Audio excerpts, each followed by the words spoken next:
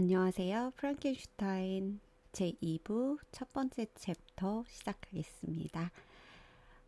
제1부에서는 우리 빅터 프랑켄슈타인이 피조물을 만들었고요.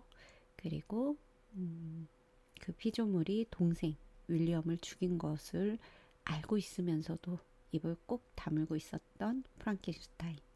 그리고 누명을 쓰고 억울하게 사형 선고를 받은 우리 저스틴 이야기까지 펼쳐졌는데요. 이번 챕터의 첫 번째 단락입니다. 1년의 그런 정말 무서운 일들이 벌어지고 나서 빅터 프랑켄슈타인이 말합니다. Nothing is more painful to the human mind than after the feelings have been worked up by a quick succession of events. 그래서 nothing is more painful. 뭐 이보다 더 마음 아픈 일은 없다. 인간의 마음에 어떤 감정이에요. 감정인데 끌어오르는 고조된 감정들이 이렇게 고조되었고요. 잇따른 어떤 사건들로 인해서 that calmness예요. 이런 정말 막 끌어오르다가 이제 죽은 것 같은 고요함이 오는 거죠. Inaction and certainty which follows니까 어떤 액션도 없고요. 그리고 확실성 그것들 뒤따라서 이제 오는 거예요. 정말 죽은 듯한 그런 calmness가 그리고 deprives the soul both of hope and fear입니다. 그래서 보시면 이 영혼으로부터 희망도 그리고 두려움도 없는 그런 상태가 된다는 거죠. 그래서 살면서 이렇게 뭐 동생이 죽거나 아직은 저한테는 그런 일은 없지만 엄청난 큰 일들이 분명 있죠, 이제. 근데 그러고 나서 찾아오는 게 차라리 뭐 슬픔이나 두려움 이런 거면 그나마 괜찮은데 오히려 빅터 프랑켄슈타인 말에는 that calmness가 더 무섭다고 얘기를 합니다. Justin died, she rested, and I was alive. 억울하게 누명을 쓰고 동생 윌리엄을 죽였다는 누명을 쓰고 죽은 우리 착한 아녀 저스틴을 얘기를 하고요. 그녀는 죽었는데 이 rest가 보통 이제 사람 죽었을 때 많이 쓰죠. rest 편히 쉰다 뭐 이런 의미. 그리고 나는 살아있고 the blood flowed freely in my veins. 내 혈관 정맥에 정말 자유롭게 돌아다닌다. 죽은 저스틴과 달리 but weight of despair and remorse죠. 그 어떤 절망의 무게, 그 후회의 무게들이 pressed on my heart. 내 마음을 누르죠. which nothing could remove. 자, 그리고 이것을 그 어느 것도 없앨 수는 없습니다. 그래서 이 프랑켄슈타인 지금 막 괴롭히고 있는 거는 자체 후회, 양심의 가책 뭐 이런 것들이라고 볼 수 있죠. 그리고 sleep fled from my eyes예요. 표현 너무 예쁘죠. 잠이 달아났대요. 내 눈으로부터. I wandered like an evil spirit. 자, 그리고 악마의 영혼처럼 돌아다니죠. 왜냐면 I committed deeds of mischief라고 해서 그런 악한 짓을 저질렀기 때문에 나는 정말 악마의 영혼처럼 돌아다니고 beyond description horrible. 자, 정말 끔찍하게 형용할 수 없는 그 이상 그리고 더 많이 나는 그리고 나를 그렇게 설득하죠. was yet behind죠. 근데 여기서 무서운 게 뭐냐면 정말 그 정말 끔찍한 그런 디스크립션이 아직은 오지 않은 것 같아요. 아직 뒤에 있는 것 같아요. 그러니까 동생 윌리엄이 죽은 거 그리고 하녀가 억울하게 죽은 거 이런 거 말고도 더 뒤에 뭔가가 있을 것 같은 느낌을 지금 느끼고 있는 거예요. 프랑켄슈타인이. 실제로 이제 책 끝까지 읽어보시면 아시겠지만 그런 일이 생기고요. Yet my heart overflowed with kindness and the love of virtue. 자, 하지만 내 마음은요. 내 마음은 친절함으로 막 이렇게 흐르고 있었어요. 친절함과 그리고 미덕에 대한 사랑으로. 그래서 이 virtue 같은 경우는 저는 예전에 철학 공부할 때 처음 봤었던 단어예요. 그래서 철학 책에서는 이제 그리스어로 아르테라는 용어가 있는데 이 아르테가 탁월함이에요.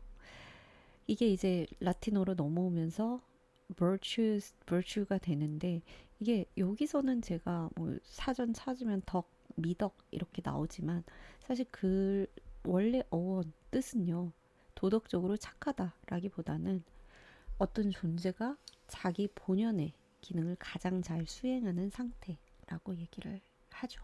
그래서 여기서 말하는 벌추는 뭘까요? 그래서 라틴어에서 원래 벌추가 남자 사내다움에서 나왔기 때문에 전사의 용기가 최고의 덕목으로 보였던 거죠. 그래서 이런 어떤 탁월함, 힘, 이게 결국에는 도덕적 선함까지 의미가 넓어졌다고 하는데 그러면 여기서도 아, 이게 도덕적으로 착하다, 선하다의 느낌보다는 뭔가 두 가지 다 있을 것 같아요. 그런 남자, 뭔가 야망 해보고 싶은 그런 벌추의 사랑일 수도 있고요.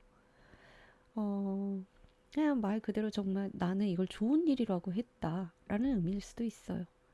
그래서 I had begun life with benevolent intentions죠. 그래서 나는 진짜 자비로운 의도로 한 거야. 그 피조물 만들었을 때. And thirsted for the moment when I should put them in practice죠.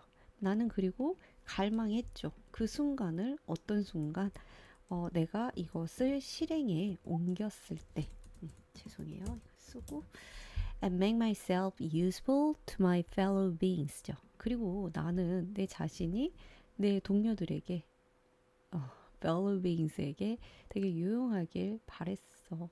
그래서 처음 만들 때 어떤 의도로 만들었는지 나오고요. Now all was blasted. 그런데 모든 게 산산이 부서져 버렸습니다. Instead of the serenity of conscience죠. 평온한 그 양심의 어떤 평온함 대신에 which allow me to look back upon the past. 자, 이것들이 나를 과거를 돌아보게 해요. with self-satisfaction and from thence 자, 거기서부터 gather promise of new hopes죠. 어떤 희망을 모았었어요. 연구를 시작할 때. 그리고 나는 엄습 당하죠. 비동사 플러스 PP 수동태. by remorse and the sense of guilt. 그리고 이제 죄책감과 그런 후회로 사로잡히게 되죠. which hurried me away to a hell of intense tortures. 그러니까 그리고 나를 재빨리 이런 고통의 지옥으로 넣어버리죠. Such as no language can describe예요. 저는 이 문장 너무 좋더라고요. 왜 한국어도 우리가 말로 형용할 수 없다 이런 표현 있잖아요. 영어에서도 no language can describe라고 하는 이 표현 너무 좋아서 이 단락을 고르기도 했습니다. 네. 이렇게 해서 정말 마음이 무거운 우리 빅터 프랑켄슈타인이고요. 제가 이제 어원 재밌어서 가지고 온 단어는 remorse입니다. 이제 remorse 찾아보니까 re가 원래 다시란 뜻이 있잖아요. 그리고 이 뭐를 이렇게 있나요? 이 단어가 to bite래요. 그러니까 무는 거예요. 그래서 다시 물어 뜯는다. 이게 보면 행위자는 나 자신인가 싶기도 해요. 그러니까 내가 스스로 다시 바이트 함으로써 그런 가책, 회한 뭐 이런 걸 느끼는 거잖아요. 그래서 이 또한 나한테 달렸나 그런 생각까지 해보면서 여튼 그래서 다시 뜯고 하면은 이런 깊은 후회, 양심의 가책이라는 지금의 뜻과 되게 맞닿아 있다라는 생각이 들고요. 끝으로 이제 빅터 프랑켄슈타인 가족이 여행을 떠나는 이 지점 있죠. 그 우울함에 빠져 있다가 다 같이 여행을 떠나는 곳이 샤모닉스라고 하는 그렇게 읽는지 모르겠어요. 이게 걸어서 19시간, 82km 그러면 차로 뭐 1시간 반 이렇게 갈 것 같아요. 시속 60이면. 여튼 그래서 이 프랑스 알프스 산맥의 북쪽이래요. 그리고 몽블랑이 있는 가장 높은 그 지점인데 여기 보시면은 이렇게 빙하인가요? 얼려 있는 여기를 이렇게 가는 그림이 예뻐서 가지고 왔습니다. 네, 당시에는 이렇게 산을 넘어야 프랑스를 갈 수 있었나? 뭐 이런 생각도 좀 들고요. 그래서 제가 이제 이 장면을 가지고 온 이유는 뭐냐면 이 프랑켄슈타인에서 나타나는 알프스 산맥의 묘사가 정말 엄청 뛰어나요. 그래서 예전에 읽을 때도 그랬고 지금 읽을 때도 저는 이 책을 읽으면서 아, 나도 가고 싶다. 이 알프스 산맥, 스위스, 제네바 이쪽 해서 이렇게 여행 가면 너무 좋겠다. 그런 생각을 하고 있습니다. 그래서 여러분도 사건 위주로 책을 보시는 것도 좋지만 중간중간 이렇게 자연, 경광을 풍경, 묘사한 장면 좀 꼼꼼하게 보셔도 이 프랑켄슈타인 되게 재밌게 읽는 방법 중 하나가 아닐까 해요. 네, 저는 여기서 마무리할게요. 감사합니다.